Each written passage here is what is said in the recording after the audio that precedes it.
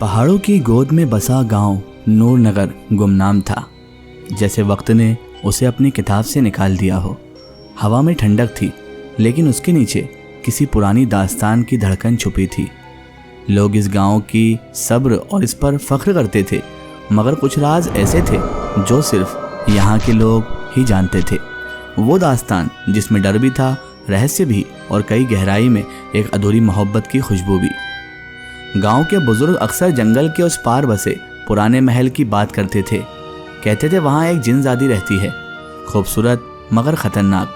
जिसने भी उस इलाके में कदम रखा वो कभी वापस नहीं लौटा। लोग उस सिमत का नाम तक लेने में घबराते थे और उधर का नाम भी नहीं लिया करते थे। आयान 19 साल का भोला और नेक दिल नूरनगर का रहवासी था। उसकी आंखों में हमेशा सवाल होते थे और दिल में हमेशा जिज्ञासा। वो हमेशा सोचता, हमारे नूरनगर के जंगल के उस पार की जो कहानियाँ सब अफसाने मौजूद हैं और अफवाह की तरह लोगों ने उड़ा रखे हैं, क्या वो सब सच भी है? और अगर ये सब अफसाने हैं तो लोग इससे इतना डरते क्यों हैं? वो हमेशा इस बारे में सोचता था कि वाकई कोई जिनजादी हो सकती है क्या, और जिनजादी है भी तो उससे हमें क्या खतरा है जो हम इतना डरते हैं। वो बहुत ज़्यादा जिज्ञासा करने वाला, सोचने वाला और सस्पेंस को खोलने की उत्सुकता रखने वाला शख्स था। एक दिन अयान को अपने दोस्त राशिद के साथ गांव के किनारे पर कुछ काम पड़ गया, और वैसे भी वो रोज़ खाना खाने के बाद टहलने जाया करते थे। वो उस दिन भी टहल रहे थे। राशिद जो था वो शरारती था। उसने लकड़ी से तीर कमान बनाया और मजाक में जंगल की ओर तीर छोड़ दिया। तीर बहुत दूर चला गया और दोनों फिर उस तीर को ढूंढने निकल पड़े। राशिद कुछ दूर जाकर रुक गया, कहने लगा, भाई आगे मत चल, सुना है यहाँ पर एक जिनजादी रहती है।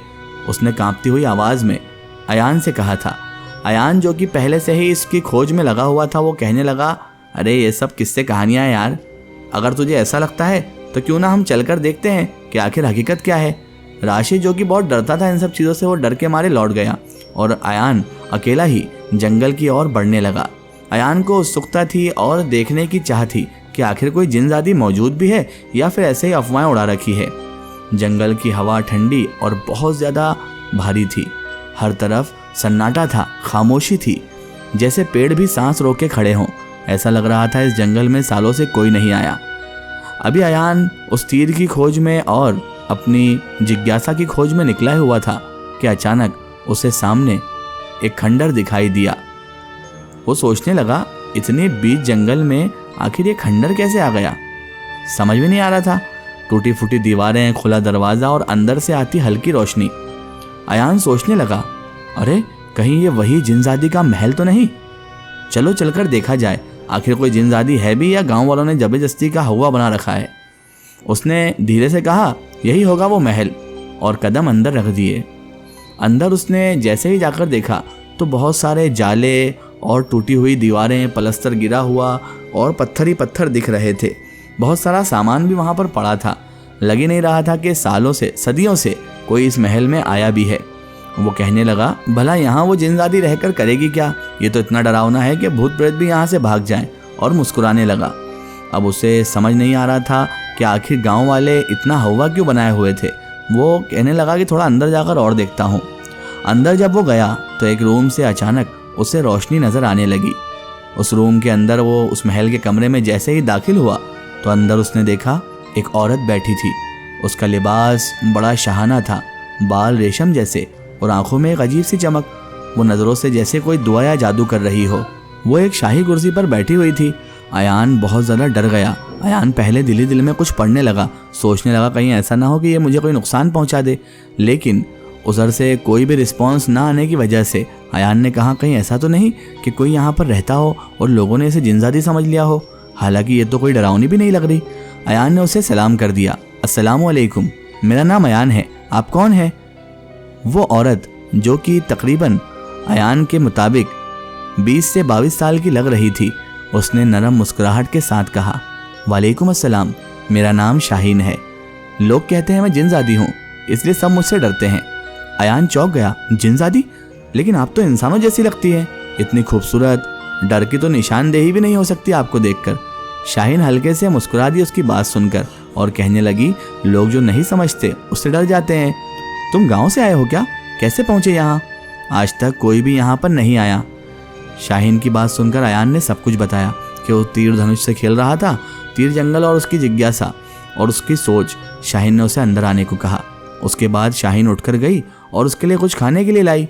वो तो बड़ा ताज्जुब में था कि गांव वाले इस औरत से डरते थे, जबकि इसका हुस्न तो ऐसा है कि अगर कोई गांव वाला जवान मर्द इसे देख ले तो इसके ही पीछे शैदा हो जाए, इसके पीछे ही पड़ जाए। आखिर लोग इससे डरते क्यों थे, उसे कुछ समझ नहीं आया। महल का माहौल बड़ा अजीब था, सुंदर भी मगर अंधेरों से भी भरा हुआ था। दोनों में अब बातों का सिलसिला चल पड़ा। शाहीन की बातें बहुत नर्म और बहुत ज्यादा आकर्षित करने वाली थी, मगर उसकी आंखें एक अजीब से रहस्य से भरी हुई थी। अयान को लगा कि उसके पास कोई छुपा हुआ सच है। शाम ढलने लगी। अयान कहने लगा, सुनिए शाहीन जी, अब मुझे लौटना चाहिए। शाहीन ने धीमी आवाज में कहा, रात को जंगल में जाना खतरनाक है अयान, तुम यही ठहर जाओ, सुबह मैं खुद तुम्हें बाहर छोड़ दूंगी। अयान कहने लगा, नहीं नहीं, मैं आपको तकलीफ नहीं देना चाहता। तो शाहीन कहने लगी कि मुद्दतों बाद तो कोई इतना जवान और खूबसूरत लड़का हमारे महल में आया है और हम उसे ऐसे ही जाने दे बिना खातिरदारी किए। तो अयान शर्माने लगा। बहुत ही झिझक के बाद अयान भी राजी हो गया। कहने लगा, ठीक है शाहीन जी, मैं यहीं रुक जाता हूँ। अयान को घर की फिक्र भी थी, लेकिन उसे ये नहीं पता था कि यहाँ पर क्या होने वाला है। शाहीन की निगाहों में एक अजीब सा इशारा था जो उसे मना नहीं करने देता था। यानी जैसा शाहीन बोल रही थी, अयान भी उस बात को मानने पर आमादा हो रहा था। शाहीन ने उसे एक बहुत ही आम से कमरे में बिठाया और कहा, आराम करो, मैं सुबह तुम्हें जगाऊंगी।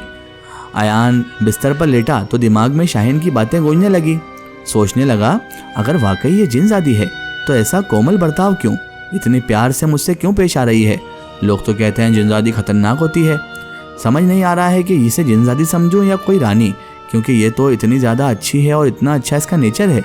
आखिर जिनजादी कैसे हो सकती है। ये सोचकर उसकी नींद उखड़ गई। रात के बीच में वो किसी हल्की आवाज़ से जागा। उसने आंखें खोली। शाहीन तो उसके पास बैठी थी, चेहरे पर वही मुस्कान और आंखों में एक अजीब सी लालिमा लिए। उसकी आवाज़ फुसफुसाई, फिक्र ना करो अयान, तुम मेरे साथ सुरक्षित हो। तुम नहीं जानते कि मैं कौन हूँ, पर यह रात तुम्हारी है। उसकी प्यारी सी अजीब सी आवाज़ ने, जिसमें कई राज दफन थे, उसने ऐसा कहा था कि अयान के दिल पर असर हो गया और उसकी रूह में अजीब सी कशिश पैदा हुई और वो बहुत ज़्यादा कंफ्यूज दोनों ही हो रहा था। वो फिर से सोने की कोशिश करने लगा और नींद ने उसे धीरे से घेर लिया। सपने में अयान ने खुद को शाहीन के साथ एक गुलशन ख्वाब में पाया। फूलों की खुशबू, हवा में शबनमी चमक और शाहीन बहुत ही ज़्यादा कामुक और आकर्षित करने वाला गाउन पहनी हुई थी और गाउन में से उसका हुस्न साफ झलक रहा था और वो देखकर अयान को मुस्कुरा रही थी। उसने उसका हाथ थामा और उसे अपने पास खींचा। हर पल मानो हकीकत और ख्वाब के बीच की सरहद मिट रही थी। समझ नहीं आ रहा था अयान को कि ये ख्वाब है या फिर हकीकत। उसे ऐसा लग रहा था कि वाकई इसके हुस्न में वो फना हो जाएगा। उसके बाद अयान और शाहीन दोनों इतने करीब आ गए कि अयान को शाहीन की सांसें अपने गाल पर और अपने चेहरे पर महसूस होने लगी। इसका एक स्टोरी हम देखेंगे इसके अगले पार्ट में। दोस्तों, अगर आप भी कोई कहानी या फिर कोई अपनी ज़िंदगी का सच्चा वाकया या कोई भी दास्तान हमसे शेयर करना चाहते हैं तो इंस्टाग्राम या फेसबुक पर हमारे पेज माय स्टोरी बुक को फॉलो करें और उस पर हमसे बात करें और हमें कहानी शेयर करें। हम कोशिश करेंगे आपकी कहानी लोगों तक पहुंचाने की। फिर हाजिर होते हैं किसी नई कहानी के साथ। तब तक के लिए गुड बाय।